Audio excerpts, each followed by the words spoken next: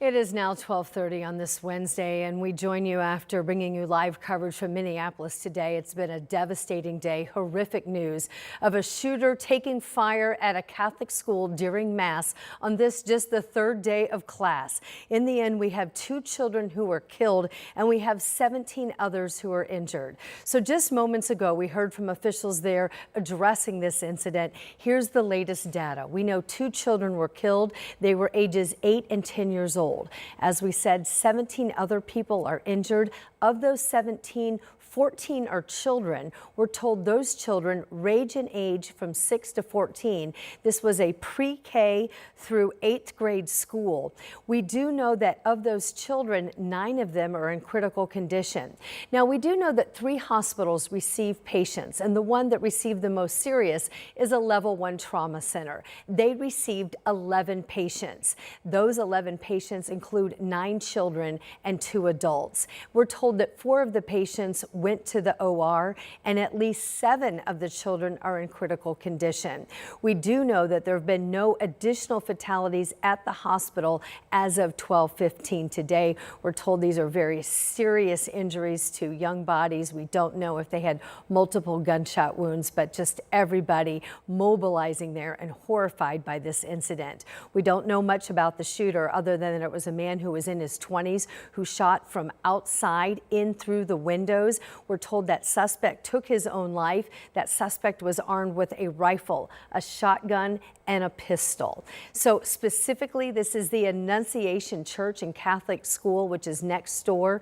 As we said, this is just a horrific start to the school year, the third day of class, Mass starting there at 8:15. The hospital reporting that they got calls that they would be receiving patients from a mass casualty incident around 8:45 this morning. And for that community, this was the second mass casualty shooting that they've had in 24 hours. No supposition at this point that potentially they'd be linked or related. Multiple agencies now are on the scene. A devastating, devastating day for that community. So as we learn more about that, we will be bringing you an update on all of our WTHR platforms. 13 News will continue here as well. We want to also let you know that we have other stories that we're following for you on this Wednesday here in Indianapolis. If we do get new developments from the Minneapolis area, we will bring them to you. So for the very latest from Indianapolis today, it comes from in the courtroom. That's where a man convicted for a double murder and a Lawrence shooting is sentenced to 116 years in jail, 58 years for both counts. A jury found Shaw guilty of murdering 2 women, Aaliyah Wortman and London Coleman. This occurred in July. We're told the jury deadlocked on the 3rd murder charge and what prosecutors had called a setup execution of 27-year-old Spencer Lawson. We are told the suspect in this case will be back in court for that count at another hearing that is set for next month. The woman accusing a former IMPD officer of rape is now back on the stand today. This is a woman who broke down several times during her testimony yesterday. We're told that it was very intense cross-examination. So then the judge stepped in. The judge was concerned about her mental health. He even sent her home with the hope that she would be able to come back today and complete her testimony. Myron Howard is the former officer who now is on trial. Investigators say that Howard returned to that woman's home on North Olney Street in January of 2024, just minutes after officers arrested the woman's boyfriend for domestic battery. The woman says she had sex with Howard under the implied threat that she could potentially be arrested too. So we're following these cases throughout the day, and as updates come in, we'll post them online and bring you as our coverage continues here at noon, and 13 News continues first at 4. In the meantime, it is a beautiful day outside. Meteorologist Sean Ash is joining me at the desk now. Pleasant conditions out there, even I might say a tad bit warmer today. A little bit here. This morning, however, we were back down, right back at it again. Right. I want to show you some of these lows. Now, officially, Indianapolis of 52. That's the urban, what we call the urban heat island here across the metro area. But areas away from Indy, well into the 40s once again. In fact, had numerous record-tying lows, if not record-breaking lows. Muncie, Terre Haute. as well as Crawfordsville and Kokomo here. Quick recovery as we've seen the last several days. So we're already in the 70s. Now the temperature warm up will level off that we're starting to see the cloud deck flare up like we've seen the last several days. These clouds mostly harmless, although like we saw yesterday evening, we did have a little lake effect shower that made it all the way down into the metro area very late in the evening. Not going to completely rule that out. The odds of it happening are pretty low. Most of these clouds are just going to be a little backdrop, if you will. We're at 71 now with a dew point of 45. Outside for after school sports, it's going to feel very comfortable. Middle 70s mostly, partly to mostly cloudy with mild temperatures. And we've got a big game at Victory Field tonight. It is TJ McConnell night. Throwing out the first pitch, going to be signing autographs as well. 6:35, comfortable on that first pitch here. 7-day forecast, we've got more comfortable mornings. We got a front tomorrow. Got to talk about that and its impacts ahead in the forecast. Thank you, Sean. Now to Brownsburg on the west side of Indianapolis, where officials tell us they are investigating an early morning house fire that broke out on Ballard Drive. They say a girl that was in the house woke up to glass breaking, and then she found her mother's room engulfed in flames. That girl was able to get out safely, calling her mother and brother, who then rushed home. Firefighters worked on the fire for about 2 hours today. The entire roof of the house is now gone. Fortunately, there are no injuries, but again, as you can see from these images, extensive damage to the home there. We'll continue to follow this story as investigators today are working to learn what sparked that blaze. And now to another fire, this one at a Circle K gas station on the northeast side of Indy. It happened overnight near 96th Street and Allisonville Road. Take a look. We got calls into our newsroom about the smoke and the fire that were coming from the Circle K. When we got to the scene, we saw this car that appeared to have caught fire. As of now, we have not heard of any reports of any injuries in this incident. Also, right now, Indiana State Police are continuing to look for this person, a motorcycle rider who's accused of shooting at a car that had a baby inside. Troopers are sharing this picture of the suspect. This person is accused of shooting at a car along I-65 near I-69 northbound on the northeast side Thursday night around 6 o'clock. Troopers say the motorcyclist then continued along the highway and then made an exit at Allisonville Road.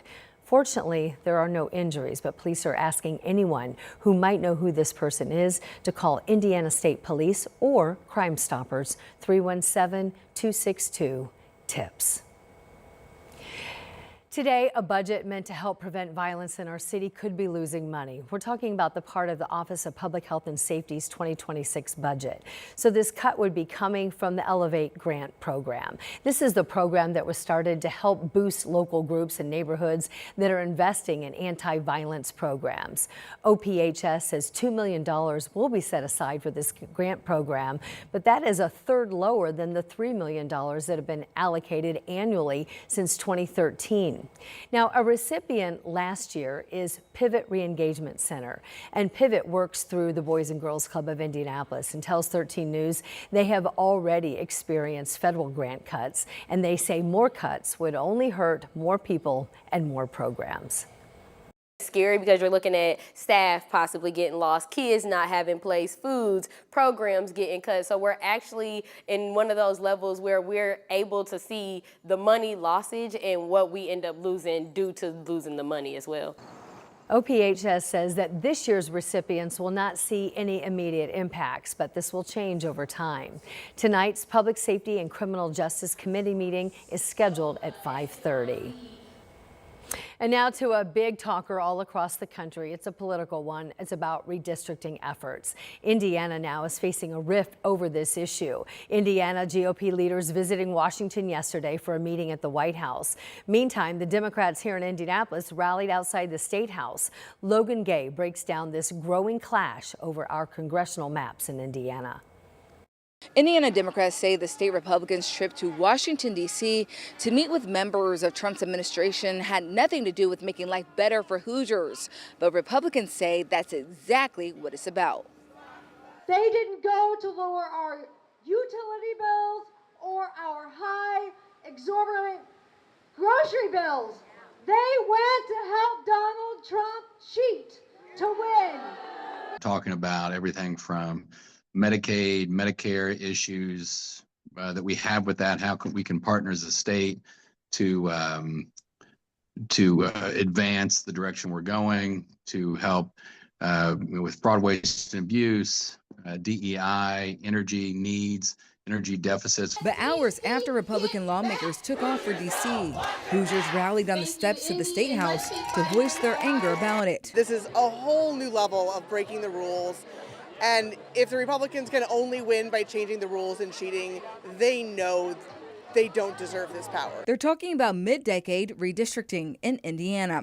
Typically, congressional maps are redrawn after a census. The last one was in 2020. But now President Donald Trump is pushing red states to rethink an effort to gain the GOP seats in the 2026 midterms. They're not rallying. They're not giving speeches about how this is a great idea. This isn't their idea.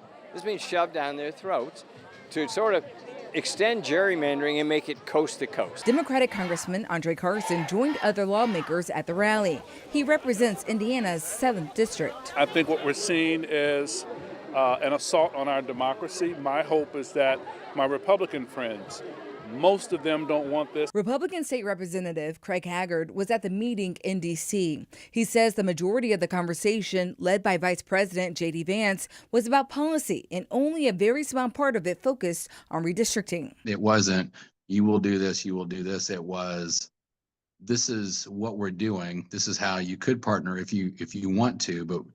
But they made it very clear all day long that the state made the state decisions, and if we were willing to partner, that's, they would love it. Haggard says it's premature to have an answer right now on redistricting. Recently, Governor Mike Braun said he had not made a decision to call a special session to redraw Indiana's congressional map. He said he's waiting to hear what lawmakers have to say about that. In Indianapolis, Logan Gay, 13 News.